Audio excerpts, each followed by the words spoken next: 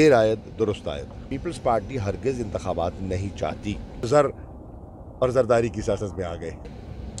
देखिए, मैं आपसे इत्तफाक करता हूँ, हमें ये राब्ता मुहिम पहले शुरू करनी चाहिए थी, लेकिन देर आयद दुरुस्त आयद। हरगिज़ नहीं, सियासी कॉन्फ्लिक्ट पे जाना ना हमारा इरादा है, ना हमारी सोच है। हमारा जो आप देखें, हमारी अनाउंसमेंट, हमारे रूट का प्लान उनसे पहले का है और हम उसका पहले इजहार कर चुके थे और मुसलसल कर रहे हैं। तो क्लैश करना हमारा मकसद नहीं था, ना है।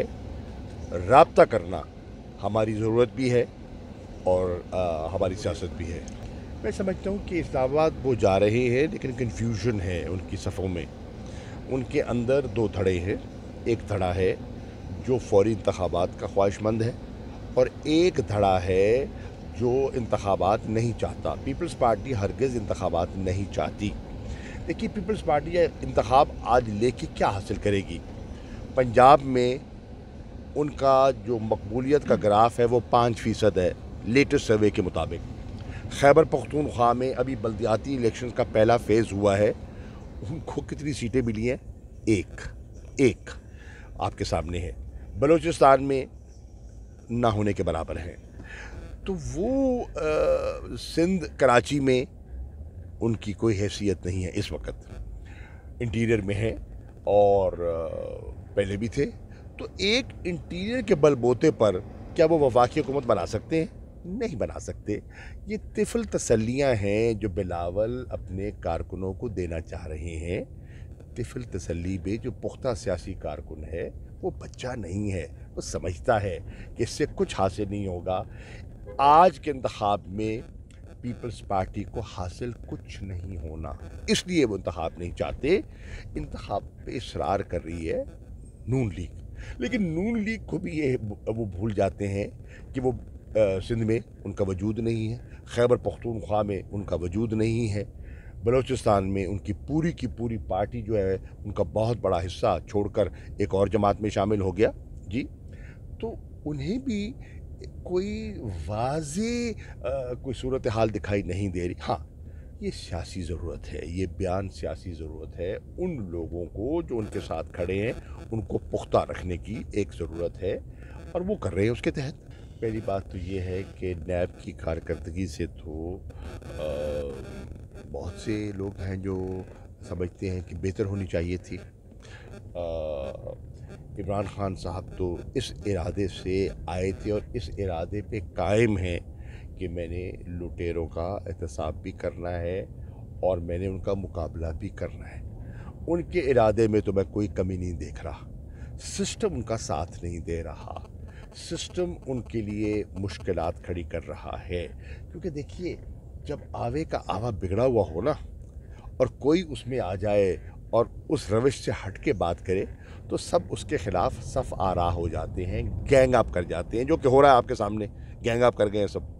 तो इसलिए एहतसाब के अमल में मुश्किलात आ रही हैं। लेकिन तहरीक इंसाफ का और इमरान खान का ये मौक़िफ़ है कि हुकूमत का फ़र्ज़ है, मेरी पार्टी की कोशिश है कि एहतसाब आगे हो, लेकिन ये आवाम को भी करना है। जब तक आवाम लुटेरों का एहतसाब नहीं करेगी और करप्ट लोगों को बारहा मौका देगी, सिस्टम दुरुस्त नहीं होगा।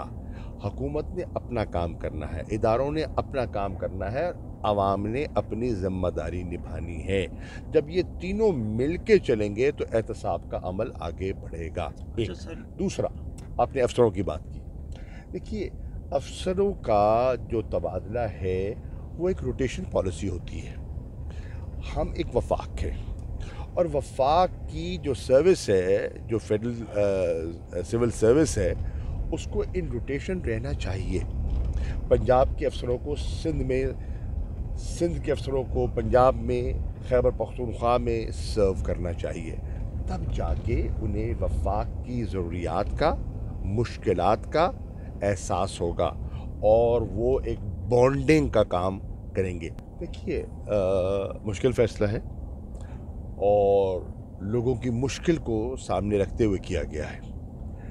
हमारी हुकूमत में इस वक्त जो सबसे बड़ा चैलेंज हम फेस कर रहे थे वो चैलेंज था महंगाई का। अपोजिशन का कोई चैलेंज नहीं है, लोग इन पर एतमाद नहीं करते। महंगाई से लोग जो मुतवस्सित तबका है, जो जो गरीब तबका है, वो परेशान था। हमें उसका एहसास है, हम वोटर्स हैं, हम मुंतखब लोग हैं, हमारा आवाम से राब्ता है, हल्कों में जाते हैं तो लोगों से ये तकलीफ़ हम सुनते थे। अब सवाल ये है हम क्या करते। हमें ख़जाना खाली देकर गए, हमें IMF के सामने जाना पड़ा, दोस्तों से इमदाद लेनी पड़ी, IMF के जाना पड़ा, IMF की कड़ी शराइत माननी पड़ी। इनके जो मुआहदे थे हुए बिजली के कैपेसिटी पेमेंट के, हमें उनको निभाना पड़ा। ऑयल की जो प्राइसेस चढ़ी, हमें उसका पास ऑन देना पड़ा। इसके बाद हमने सोचा कि हमने बड़ी मेहनत करके, कड़वे फैसले करके मईशत को अपने पाँव पे खड़ा किया है, स्टेबिलिटी हासिल की है, अब रिकवरी की तरफ जा रहे हैं। 5.37% हमारी ग्रोथ हो गई है और इंशाल्लाह बढ़ रही है आगे।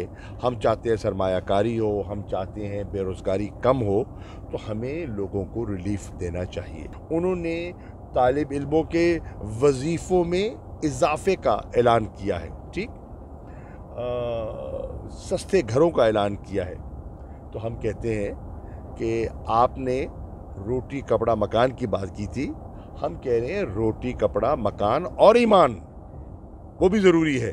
तो हम मिलकर उसकी तरफ आगे बढ़ रहे हैं इंशाअल्लाह। एक ईमानदार आदमी ईमान की कुव्वत पर वो लोगों की रोटी और कपड़े और मकान के तहफ़्फ़ुज़ की कोशिश कर रहा है, जो इन्होंने छोड़ दी और ये ज़र और ज़रदारी की सियासत में आ गए।